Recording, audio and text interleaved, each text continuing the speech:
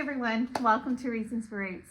My name is Lauren and I'm a homeschool mom of 4 kids.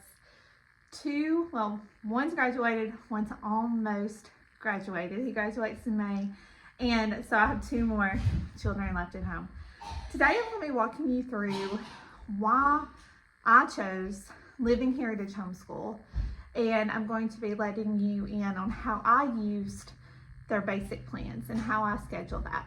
So just to dive into why exactly I chose to use Living Heritage. There are tons of great Charlotte Mason curriculum companies out there. People who are well versed in the philosophy of Charlotte Mason, as well as whole teams who spend their lives reading good books and compiling the list for a Charlotte Mason education. So we have tons of choices as homeschoolers in 2025. But there is a new resource, and that is Living Heritage. So Living Heritage is produced by G3 Ministries. So it is written by Becky Aniel. My southern accent has a hard time with that, and I know. She has her master's degree in Christian education. I think she even has her doctorate in Christian education. So she is familiar with all types of Christian education. And I'm just very impressed with her philosophy, with her heart for education. But this curriculum company in particular had launched last year. So they're relatively new to the Charlotte Mason scene, but they have been very impressive to me so far. So this will be our first year using them. I have spent the last few months researching and reading the books on their list. And I will say that as far as like the books that they schedule out, this is probably the best set of books that I have personally read. So one of the reasons why I chose Living Heritage is because of the doctrinal foundation that is rooted in Living Heritage. Because they are backed by G3 Ministries, I already trust their philosophy. I trust their theological concepts that they'll be introducing.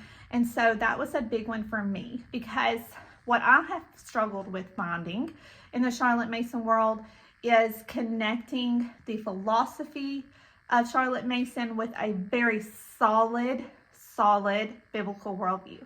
And that's been kind of hard, wrestling through some books and finding different books and such.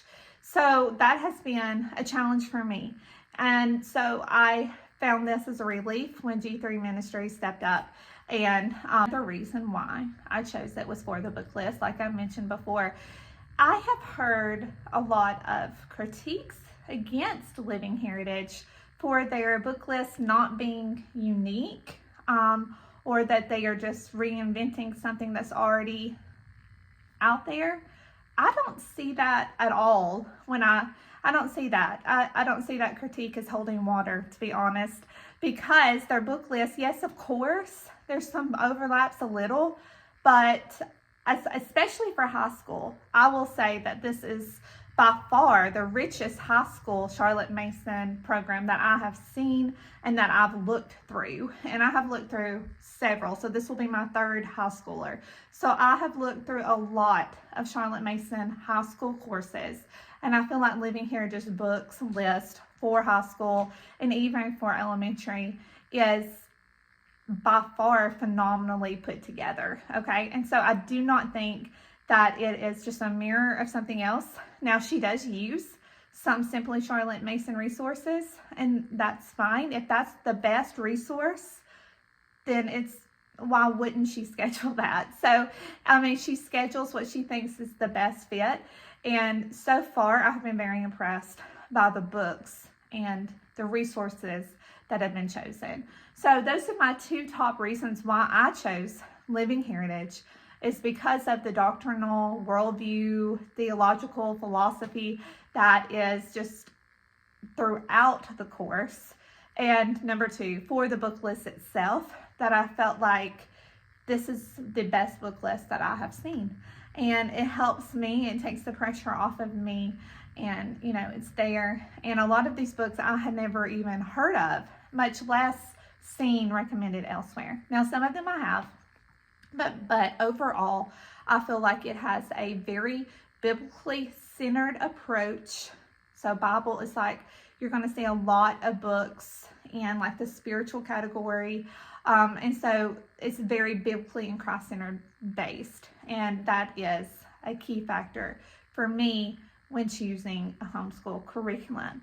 Okay, so I feel like it can be a little overwhelming though with any Charlotte Mason curriculum when you just get a book list and you get your schedule, okay? And then you're like, oh, okay, what do I do with this? So with Living Heritage, you have two options. You can choose basic or premium plans. So the premium plans are a daily breakdown of what you need to do and how to do it. It's basically going to hold your hand. There's narration prompts and some other resources that they are adding in as well. I chose the basic plans because I don't like my hand being held. I like a little freedom. I like a little wiggle room, okay?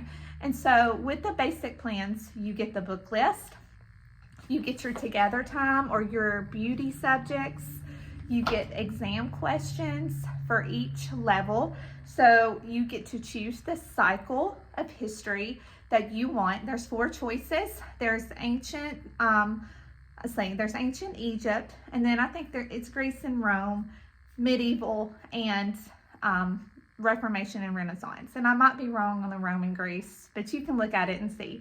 And then of course they break down, each cycle also has American history built into it too.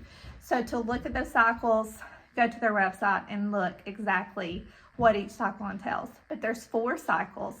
We chose cycle 3 because that's just where we were.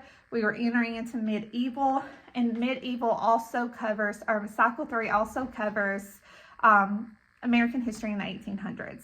So like the Jeffersonian era, Civil War and such. So you get your history cycle book list for all grades. So you just buy one, you just have to purchase the cycle one time and you'll have everything you need. Okay, from kindergarten to 12th grade. You get the book list and you get the schedules with the basic plan, okay? So I'm gonna show you exactly what that looks like for 9th grade. So once you have your cycle, they will even break it down by grades for you. So 9th graders read different books than 10th graders do, and so forth. And so you're cycling through these great books. So no matter where your child starts, they're not going to miss these great books as long as they start in 9th grade in the high school cycle, because you're going to like rotate them out as you go, okay? And so I'm going to show you exactly how that looks and how I printed off the PDF Google Sheet, because that's how it comes to you.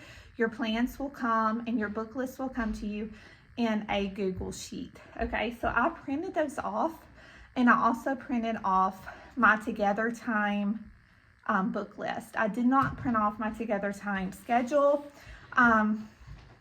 because it's just easy to pull it up on your phone. So if that works for you, you don't have to print off anything. You can keep it on your phone. She has books linked. She has books, you know, if you get a certain discount code through Living Heritage, she has that linked for you. Any video courses, she has all of that linked in the Google Sheets, okay? But I'm more of a pen and paper type, and so I did print this off, and I will show you how I'm breaking down the readings and the books for my 9th grader. So I just put together a Together Time notebook, and if you want to see a flip through of that, I have a video. So I have all my Together Time resources in here, but I also have my book list and the 9th grade schedule. So I'll just turn to the 9th grade schedule, and you can see how it says week 1. Okay, so it's in this type of grid, and it tells you exactly which books. So she'll read Hudson Taylor's Spiritual Secret, Chapter 1, The Holy War, she'll read that. Preface of Change into His Image, intro. This is a video that she has linked, so you can just pull it up. And you'll see any box that you do not use for that week is in gray, dark gray, okay? And then you see right there. So it's basically just a column, and you go down through the weeks, through all the different subjects, okay? And so I took this list and then I just found this free PDF online, and I just wrote out for my daughter and for myself. So I just wrote this out per day, what we need. Okay, I do use color coding. So if it's listening, it's in pink. So if it's audible, or if it's a reading with me, it's in green. And if I need a written narration from that reading, then it's in purple, okay? So you can just see I have our little schedule here, and then I have the readings broke up. So what I'm doing with history is on Monday and Tuesday, we are doing medieval. Wednesday, Thursday, excuse me, I'm a little hoarse. Wednesday and Thursday, we are doing American history, okay? And so you can see that's just how I broke it down. And I do pre-read all her books, okay? And so when I'm pre-reading the books, that gives me an idea of how long a chapter is, okay? And even if you don't pre-read, you could at least flip through and see how long the chapter is, and that determines which book I put when. So I'm not necessarily doing a certain subject on certain days, except for the history. I just make sure that the readings are equally devised among the 2 days, if that makes sense. And that, I think that's going to work well. We'll see when we get into it. But that's how I've written out our plans for the week. Then, since I am pre-reading, I keep my own mother's journal and I write narration prompts as I go. So as I'm reading a chapter, I think, oh, this will be a good narration prompt for this chapter. I write that in my book, and then I write them down for her. So not all these are written narration prompts. Some of them are oral narration prompts, but I have those on the back of the page, so it's easy for her to flip over and see. So it's pretty easy if you do your pre-reading to just like transfer this onto your worksheet here. I will show you how the book lists look. So you can see that they are hyperlinked here. Like I said, it tells you the author, the publisher, if there's a discount, if you can get it free online, weeks that it's used. This is helpful. And then it's also a checklist. Like if you own it, if it's in the library, audio, ebook, ordered, downloaded, or don't need, okay? And so that was very helpful when, getting all the different books, okay? So that is how I have scheduled Living Heritage. I'll do a update video if it doesn't work or if I need to change some things around. But for now, I think this is going to work. I have a little experience. This isn't our first time doing Charlotte Mason ways. So I think this style is going to work, but we'll see, if I need to tweak it. But that's how I have it scheduled and how I have it broken down.